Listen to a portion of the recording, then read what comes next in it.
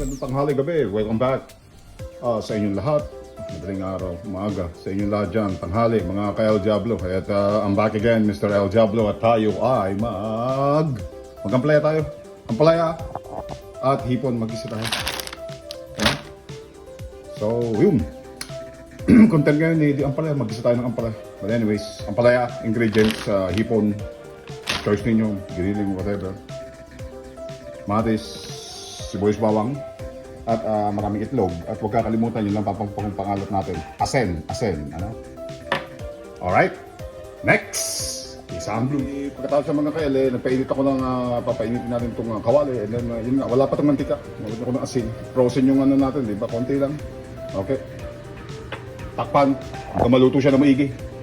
Magtutubig naman yan tawag dito bantayan ninyo para flip haluin ninyo para hindi siya masunog ka lang. Tapos saka tayo maglalagay ng mantika at sibuyas bawang dyan. Okay, next. So, hintayin ninyo 10 minutes or so. Next. Okay, ang extra ko may mantika tayo. Huwag nyo kakalimutan nung pagkataas ng pinapainit pa natin niluluto pa natin yung hipong pinapatuyuan. Anyways, gagamit ako ng spring onions, konting sili, at binati ko na yung itlog. Huwag kakalimutan. At ito may konti akong cornstarch para kumapal lang yung konti yung siguro yung sabaw niya. Okay, cornstarch sa tubig. Okay, next. Uminit. Patayuan ng konti yung tubig. Binawasan ko para nalagyan ko ng konti mantika yan. Uminit na.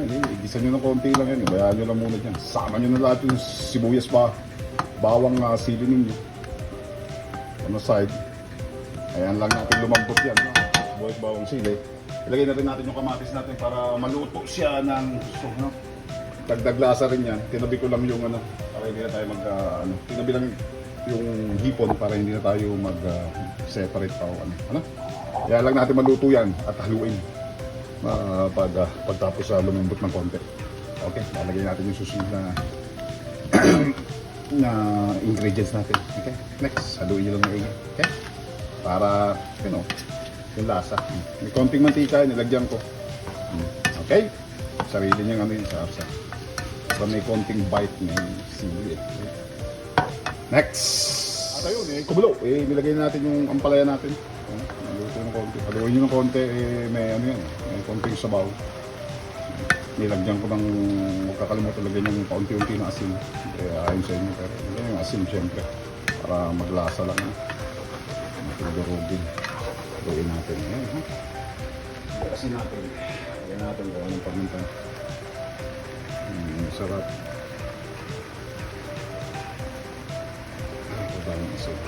Ayan. Haluin nyo lang maigi. At lalagay ko na rin yung dito. Yung pangalan nito, mga yung cornstarch natin. Okay, next. Yung kumulo ng konti, naglagay ng itlog na lang. Nilagay ko na yung may tubig natin na medyo cornstarch na. Pakukulo na lang natin yung for another so. Pero lalagay natin yung itlog natin, yung final. Huwag kakalimutan mag-like, mag-subscribe, mag-share, mag-comment po tayo. May super thanks po tayo mga ka-El Diablo. Okay. Yan ang ating ginisang ampalaya ulit, newly version. Ginisa natin na ampalaya. Iisip ko lang. So, kuha nyo ng konti. Haluin. Right. Ang kulang na lang yan mga ka-El Diablo spicy nga naman po. A little bit spicy. Haluin nyo lang luto lahat. Haluin nyo para magandang lalabasan. Hinaan ng natin ng apoy. Para naman masunog. So, haluin ng maigi hanggang maluto yung itlog at lahat ng mga nilagyan ko din ito ng paminta. Okay. Paminta and everything. Ayan. Mga tingnan natin yung final niya. Lagyan natin ng spring onion sa huli. Next. Love you guys all. Ayun nga, ang final natin mga ka-El Diablo, kumulo, naluto. Haluin yung maigi. Alalayan ninyo sa spring onion pa natin. Okay? Yeah, I know. Wow, very good anak. Other than that, mga ka-El Diablo, yan po ang ating final. Ganyan na spring onion at mahilig tayo sa ganyan. Alalayan nyo sa apoy, baka naman masunog. Ayan na. Tapos na tayo yung 10 minutes natin. Right? So, as what Mr. El Diablo was saying at the end of this video, keep it tight, real and clean. At ayan, ang ating spicy ginisang ampalaya. Filipino style, spicy ginisang ampalaya sa hipon. Ano? Hindi na rin masama, di ba? Konti nga lang. Basta sa kung huwag nyo naman over ko kasi ito pwede na ito, papatayin ko na ito. Tinikman ko na yung laman.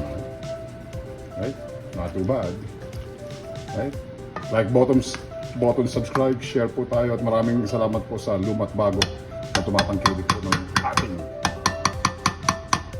video. Thank you and love you guys back all. Keep it tight, real and clean. As Mr. Establo is saying at the end of this video, peace out. Love you guys back all. Ginisang, spicy, ampalaya sa hipon. Ali, ladies and gents, see you guys next. Thank you.